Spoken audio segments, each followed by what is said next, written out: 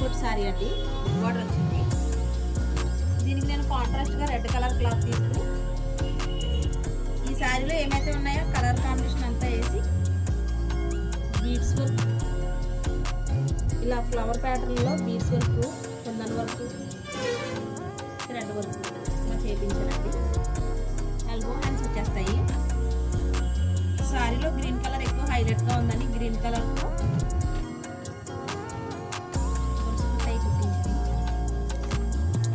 Front part వచ్చేసి ఇలానే హెవీగా ఉంటుంది, ఇది హెవీ వర్క్ అండి. And tassels all over work హెవీగానే ఉంటుంది.